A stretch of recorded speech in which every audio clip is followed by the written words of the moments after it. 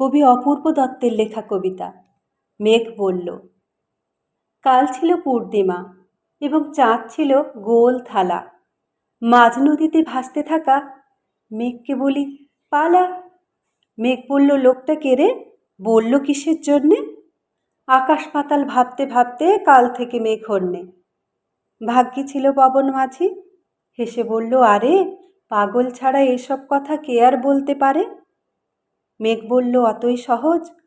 পাগল কি আর জানে পূর্ণশশী জ্যোৎস্নাধারা কাদম্বরীর মানে?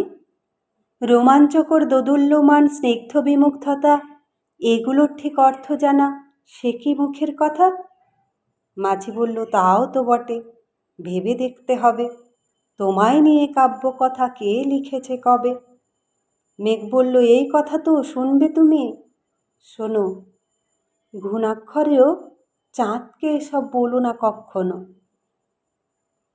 আষাঢ় মাসের পয়লা সেদিন, সাত সকাল বেলা, উজ্জয়িনীর আকাশ পথে ভাসিয়ে দিলাম ভেলা।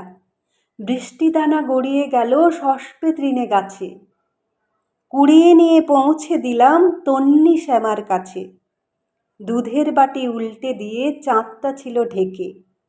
ও মেঘ, তুই পালিয়ে যা, কেউ বলল আড়াল থেকে।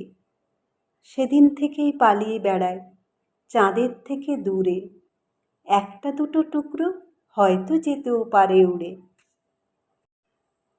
আপন ভোলা যে লোকটি রোজ ছাদিম গাছের তলায় নতুন নতুন গান লেখে আর সুর ঢেলে দেয় গলায়, সেই বলেছে, পালাও মেঘ, সেই তো পাগল কবি। কবিরাই তো আঁকতে পারে এমন কথার ছবি। চাঁদের হাসির বাঁধ ভেঙেছে, উছলে পড়ে আলো। পবন মাঝি, সত্যি তুমি মানুষটি খুব ভালো।